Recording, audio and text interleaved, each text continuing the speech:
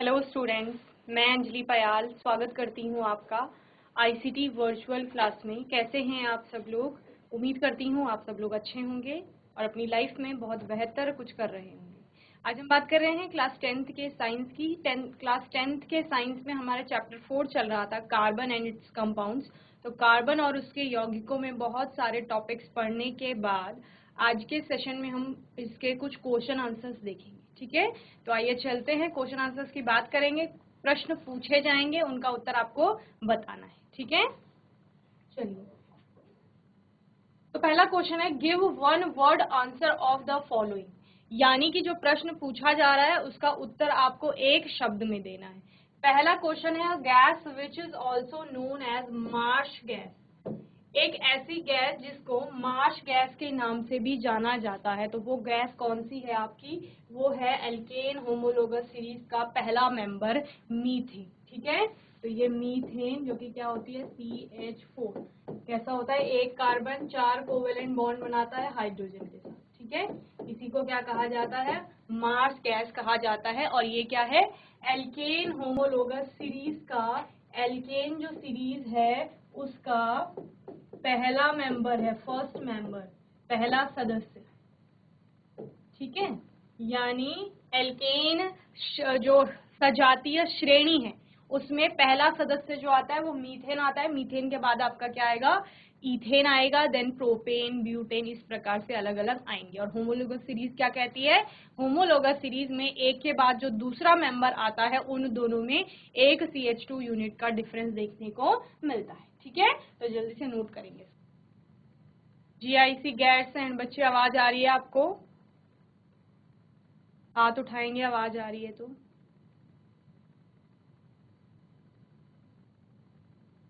GIC Dungri, आवाज आ रही है?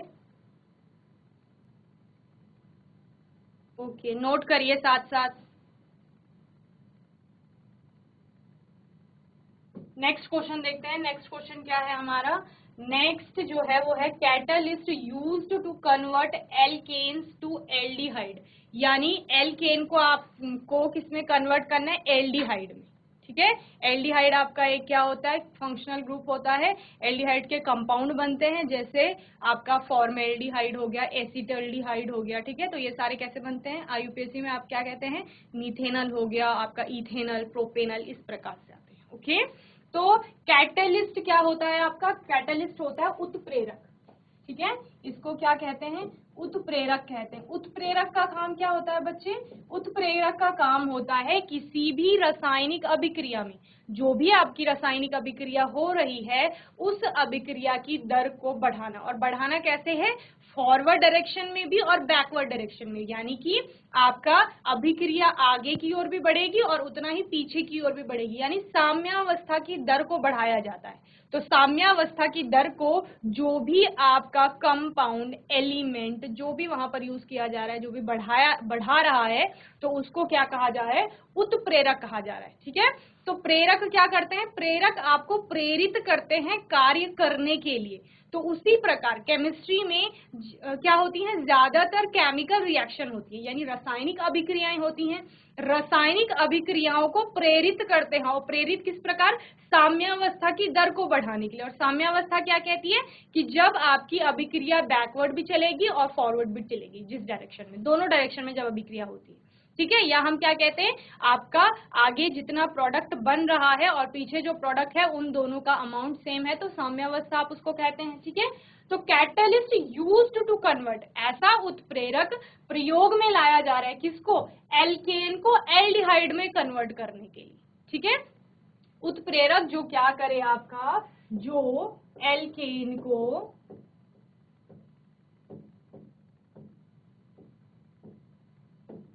एल्डिहाइड में परिवर्तित करे।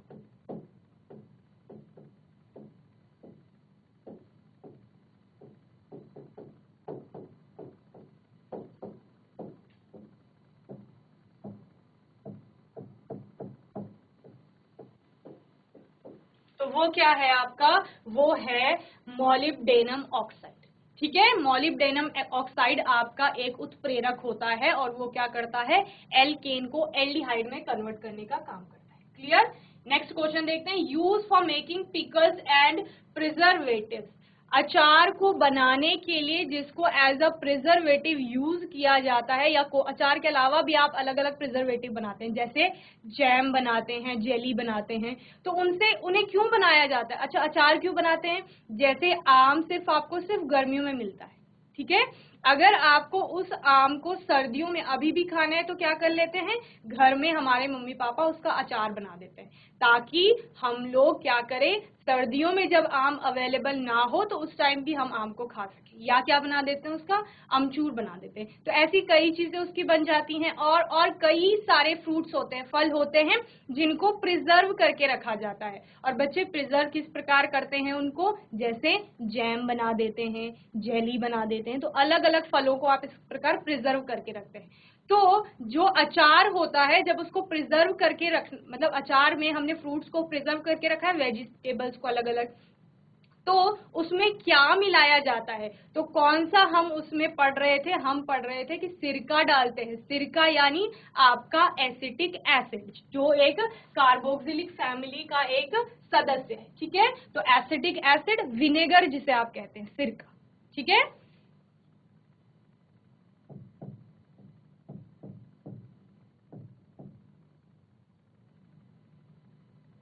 लिखिए, अचार बनाने में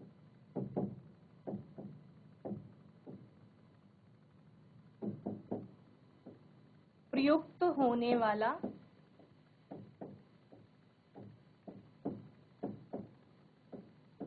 रसायन, ठीक है। अचार बनाने में प्रयुक्त होने वाला रसायन क्या है? आपका सिरका है। चलिए जल्दी से नोट करेंगे क्वेश्चंस।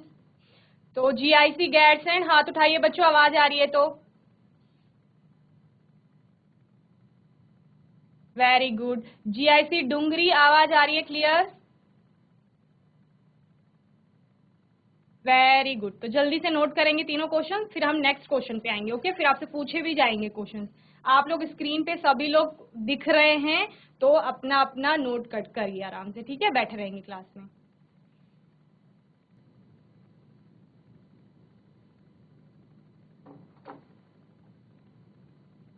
चलिए, तो क्या कहा जाता है इस सिरके को? क्या बोला मैंने, क्या कहते हैं? एसिटिक एसिड भी कहते हैं, ठीक है, एसिटिक एसिड।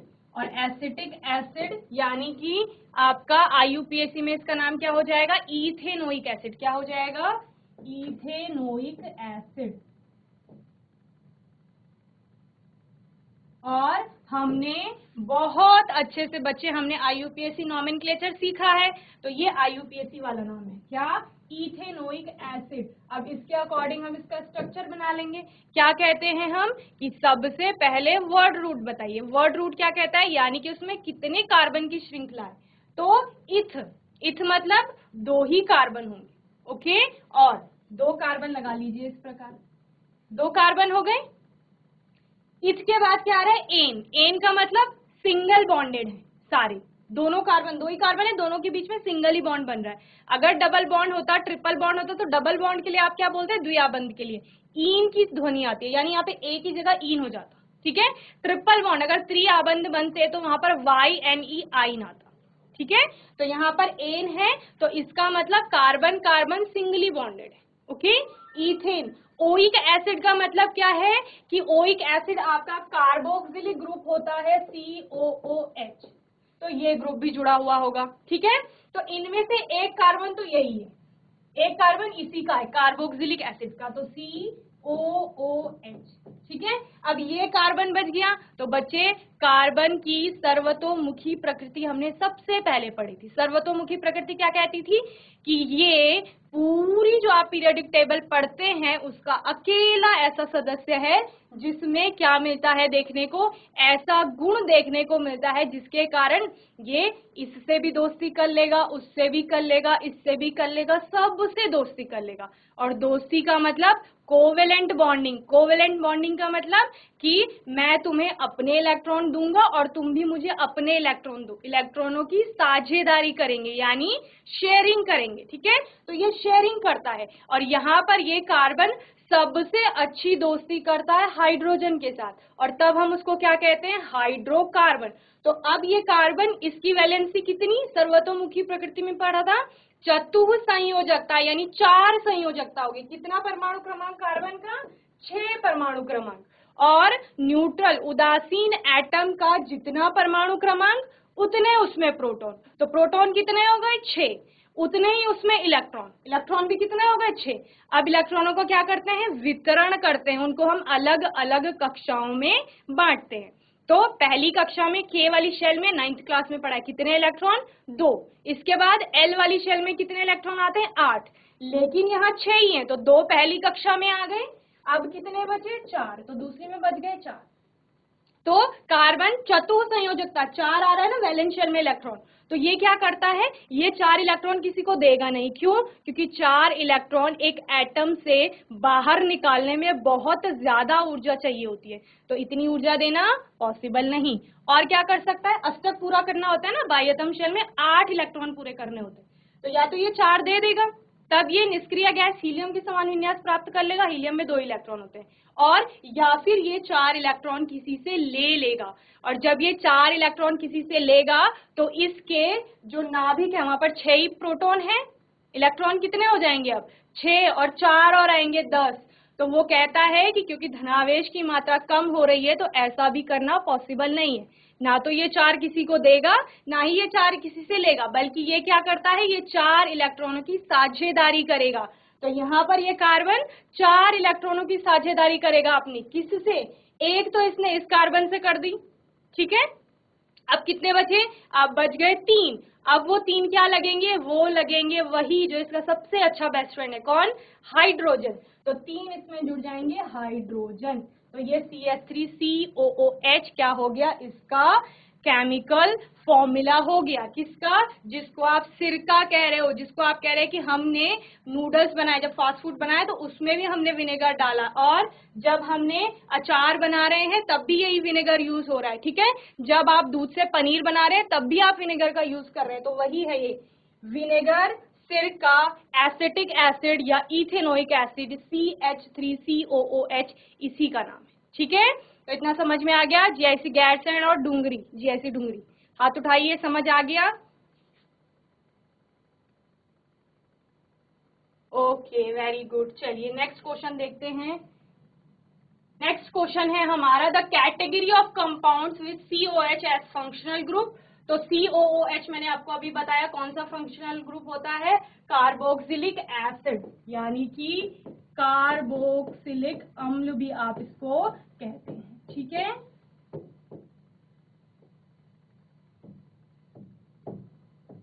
जिसमें कि आप क्या पढ़ते हो, HCOOH, पहला मेंबर इस किसका, यानी जहां पर आपका एक ही कार्बन है, तो इसको क्या कहा जाता है, मीथेनोइक एसिड कहा जाता है, या फॉर्मिक एसिड भी इसको आप कहते हैं। और ये कहाँ मिलती है आपको, जब आप 7th क्लास में एसिड बेस का चैप्टर पढ़ रहे थे बच्चों, तब आपने क्या कहा था कि अगर किसी को चींटी काट देती है तो चींटी के काटने के बाद स्किन में क्या हो जाता है, रैश आ जाता है या एलर्जी हो जाती है।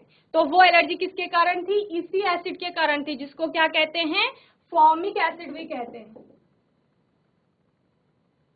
तो ये फॉर्मिक एसिड क्या है, ये कार्बोक्सिलिक एसिड का ही सदस्य है, और इसी फैमिली का एक सदस्य हमने कौन सा पढ़ा अभी, एसिटिक एसिड पढ़ा, ओके।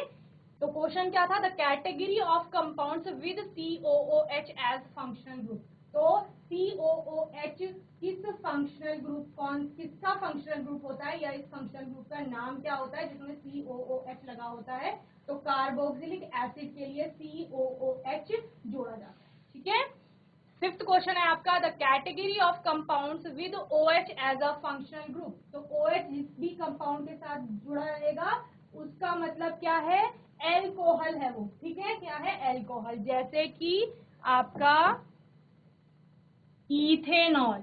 इथेनॉल क्या होता है, एक एल्कोहल होता है, जो कहाँ मिलता है, हैंड सैनिटाइजर में मिलता है, जो आपकी ड्रिंक्स बनती है ना, हार्ड ड्रिंक्स, उनमें भी इथेनॉल मिलता है, ठीक है। और इसके अलावा भी एक बहुत अच्छे विलायक के रूप में भी आप किसको देखते हैं, इथेनॉल को देखते हैं। जब आप हायर क्लासेस में स्टडी करेंगे, साइंस की स्टडी करेंगे ना, तो जब वहाँ ड्रग फॉर्मेशन होती है यानी दवाइयां बनाई जाती हैं, और जैसे हमने आयुर्वेदी वाली दवाइयां बनाते हैं, जैसे हमने नीम से बनानी है कोई दवाई, तो नीम का जब एक्सट्रैक्ट किया जाएगा, यानी नीम की पत्तियों में जो अवयवी घटक हैं जो हमको दवाई में डालने हैं, उनको निकालने के लिए नीम की पत्तियों को इथेनॉल में डुबा कर रखेंगे।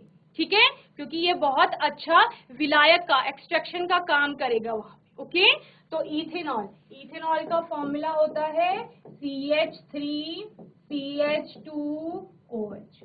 ठीक है, ये तो ये OH जहां भी जुड़ा होगा इसका मतलब क्या है, एल्कोहल है फंक्शनल ग्रुप। ठीक है, इसके अलावा क्या हो सकता है, इसके अलावा CH3OH हो सकता है यानी कि मीथेनॉल, और जब 3 कार्बन की श्रृंखला हो जाएगी तो प्रोपेनॉल, 4 कार्बन की हो जाएगी ब्यूटेनॉल। तो इसी प्रकार से ये सारे कौन सी फैमिली के हैं, एल्कोहल फंक्शनल ग्रुप वाली फैमिली के। ओके, 6th क्वेश्चन है, a white solid which on treatment with water liberates acetylene. Okay, a white solid, एक सफेद ठोस जो कि क्या करता है, which on treatment with water, जो पानी के साथ अभिक्रिया करने पर क्या देगा, एसिटाइलिन देगा आपका, तो उसको क्या कहा जाता है, कैल्शियम कार्बाइड कहा जाता है। क्लियर, जल्दी से नोट करेंगे तीनों क्वेश्चंस को।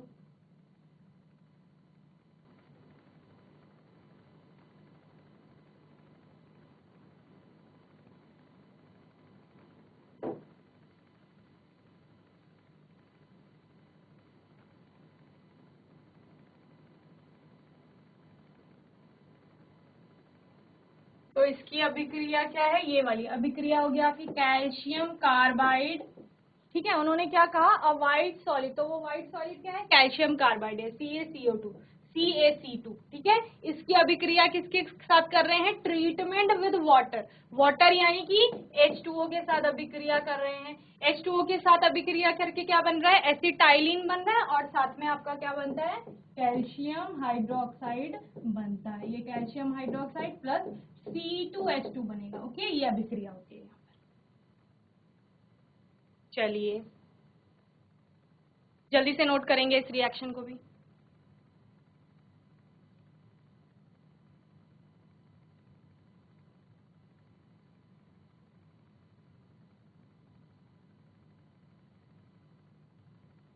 PIC भागलपुर में बच्चों आवाज आ रही है, हाथ उठाइए। आगे जो गर्ल्स बैठी हैं नोट करेंगे, बातें नहीं करेंगे।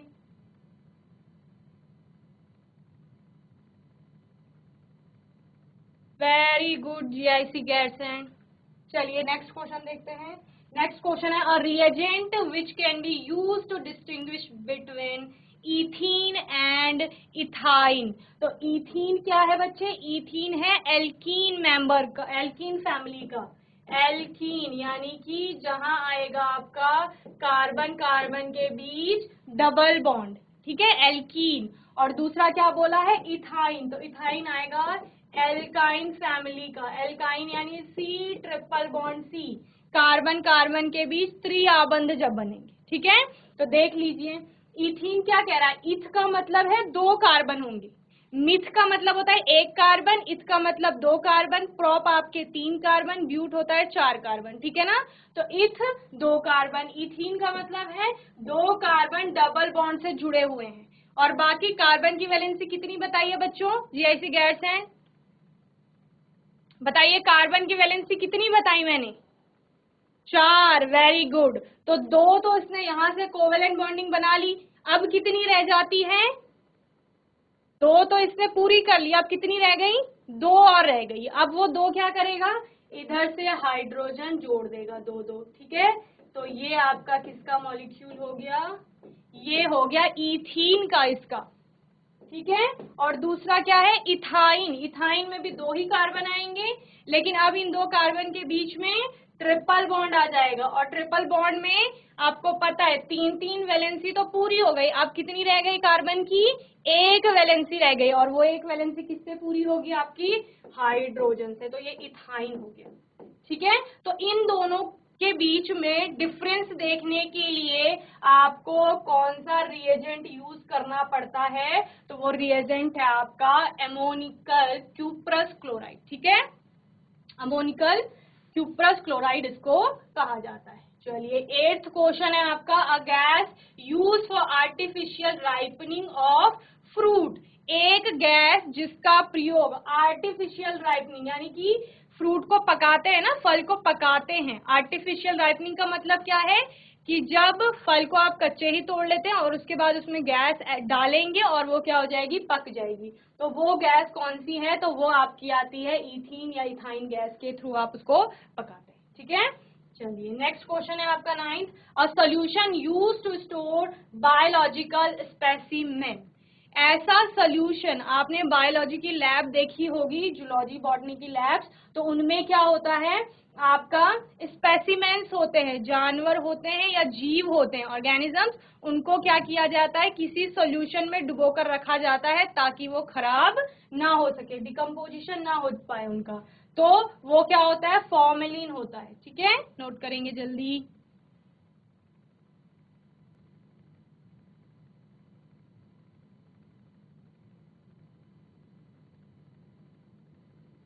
चलिए नेक्स्ट क्वेश्चन देखते हैं, organic acid present in vinegar. तो विनेगर को मैंने कितने अच्छे से बताया, कितने नाम बताए थे विनेगर के, जल्दी बताओ, जल्दी बताओ, ऐसे कितने नाम बताए थे विनेगर के? 2 बताए थे, 3, 4, कितने नाम बताए थे? 4 नाम बताए थे आपको। क्या क्या नाम बताए थे? कि वही विनेगर जिसको सिरका कहा जाता है, उसी को एसिटिक एसिड भी कहा जाता है, और उसी को IUPAC में इथेनोइक एसिड या इथेन 1 ओइक एसिड या इथेनोइक एसिड 1 भी कहा जाता है। तो ऑर्गेनिक एसिड, विनेगर में कौन सा एसिड प्रेजेंट होता है या विनेगर आपका कौन सा एसिड होता है? तो वो कौन सा एसिड है? एसिटिक एसिड है। वही विनेगर जिसको हमने क्या कहा, सिरका कहा था। ओके, 11th क्वेश्चन है, the process by which bigger hydrocarbons split into smaller hydrocarbons. जब बड़े बड़े हाइड्रोकार्बन्स आपके टूट करके छोटे हाइड्रोकार्बन बनाएंगे तो उसको क्या कहा जाता है? उसको आपको पायरोलिसिस कहा जाता है। ठीक है, पायरोलिसिस। 12th है आपका, the process by which hydrogen converts unsaturated compound to saturated compounds is known as hydrogenation. तो हाइड्रोजिनेशन में क्या होता है, आपका असंतृप्त हाइड्रोकार्बन आएगा, असंतृप्त। असंतृप्त में कौन कौन से आते हैं बताइए? असंतृप्त हाइड्रोकार्बन कौन कौन से होते हैं? असंतृप्त होते हैं डबल और ट्रिपल बॉन्ड वाले। ठीक है, एल्कीन और एल्काइन। तो असंतृप्त हाइड्रोकार्बन यानी कि आपका double bond and triple bonds वाले, मल्टीपल बॉन्ड जहां पर बनते हैं उनको असंतृप्त हाइड्रोकार्बन्स कहा जाता है। और असंतृप्त हाइड्रोकार्बन में H2 हाइड्रोजन ऐड करके उसको क्या बनाया जाता है बच्चे? संतृप्त बनाया जाता है। संतृप्त यानी कि उसको सिंगल बॉन्ड में, ट्रिपल है, ट्रिपल से डबल करेंगे, डबल से क्या करेंगे, सिंगल करेंगे, यानी कि उसके अनसैचुरेशन को कम किया जाता है। तो वो किसके थ्रू किया जाता है? हाइड्रोजिनेशन के थ्रू। यानी कि अगर ट्रिपल बॉन्ड वाला है तो ट्रिपल बॉन्ड वाले में आप क्या करेंगे, H जोड़ करके उसको डबल बॉन्ड में कन्वर्ट कर देंगे, या फिर डबल बॉन्ड वाला है कोई तो उसमें आप हाइड्रोजन जोड़ करके क्या कर देंगे, उसे सिंगल बॉन्ड में कन्वर्ट कर देंगे। तो अनसैचुरेशन में कमी आती है, ये हमने बहुत अच्छे से पढ़ा था। अच्छा, और इसमें क्या कैसे समझ में आएगा आपको? जैसे देखिए, ये एल्कीन है आपका C2H6, क्या है? एल्केन है। एल्केन का मतलब आपका इथेन है, एल्केन फैमिली का सेकंड मेंबर है, इथेन इसको कहा जाता है, C2H6। तो 2 यहाँ पर कार्बन है, 6 हाइड्रोजन है। तो ये 2 कार्बन और 6 हाइड्रोजन किस प्रकार जुड़े होंगे बच्चों? 2 कार्बन इस प्रकार और इन पर 3-3 हाइड्रोजन जुड़े होंगे, इस प्रकार होंगे। जो मैंने बॉन्ड खाली GIC गैस हैं, बातें नहीं करेंगे। जो मैंने यहाँ खाली बॉन्ड छोड़े हैं ना, इनमें हाइड्रोजन ऐड कर लेंगे। ठीक है, ध्यान से सुनिए। तो यहाँ पर 2 कार्बन के साथ 6 हाइड्रोजन जुड़े हैं। वहीं पर अगर मैं अनसैचुरेटेड की बात कर रही हूँ तो इसी के जो इक्विवेलेंट आएगा C2। अब कार्बन 2 हो गए, पहले भी आपके 2 ही थे, लेकिन हाइड्रोजन पे ध्यान दीजिए, हाइड्रोजन अब आपके 4 हो गए। 4 हाइड्रोजन का मतलब कि 2 आपके हाइड्रोजन दोनों कार्बन पे आ रहे हैं। ठीक है, क्या कहा मैंने? 2 हाइड्रोजन दोनों कार्बन पे आ रहे हैं, और अभी 2 वैलेंसी रह जाती है कार्बन की, तो वो डबल बॉन्ड आ गया।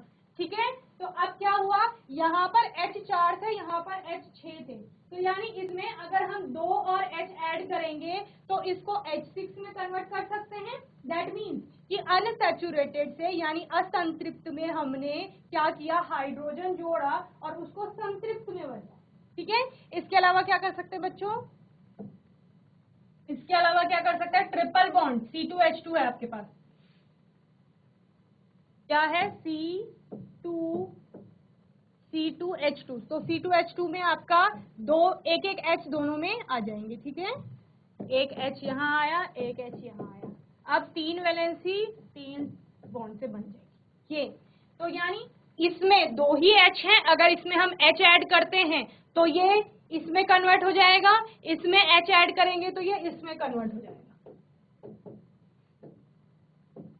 तो हम क्या कर रहे हैं, ये सबसे ज्यादा असंतृप्त है, इसकी तुलना में ये कम असंतृप्त है, और ये तो संतृप्त है। तो हम हाइड्रोजिनेशन में हम क्या करते हैं, the process by which hydrogen converts hydrogen, ये हाइड्रोजन कन्वर्ट कर रहा है किसको? अनसैचुरेटेड को अपने से कम अनसैचुरेटेड में, या अनसैचुरेटेड को सैचुरेटेड में। ठीक है, तो हम हाइड्रोजिनेशन में क्या देखते हैं कि अनसैचुरेशन में कमी आती है, ये अनसैचुरेशन में कमी हो रही है, सबसे ज्यादा अनसैचुरेटेड के बाद कम अनसैचुरेटेड, फिर सैचुरेटेड की तरफ जा रहे। ओके, तो यही इसमें बताया गया है। ओके, तो होपफुली आज का सेशन आपको अच्छे से समझ में आया होगा बच्चों। आज के सेशन में हमने अपने 4th जो हमारा चैप्टर है उसके कुछ क्वेश्चन आंसर्स देखे, इनको आपने अच्छे से रिवाइज करना है। किसी भी क्वेश्चन में आपको कोई डाउट होगा, कोई क्वेश्चन होगा आपके मन में, तो आने वाले सेशन में आप पूछ लेंगे, और अपने आने वाले सेशन में हम इसी प्रकार के कुछ प्रश्नों के साथ आएंगे, कुछ नए टॉपिक्स के साथ आएंगे। और तब तक के लिए ICT वर्चुअल क्लास से जुड़ने के लिए धन्यवाद।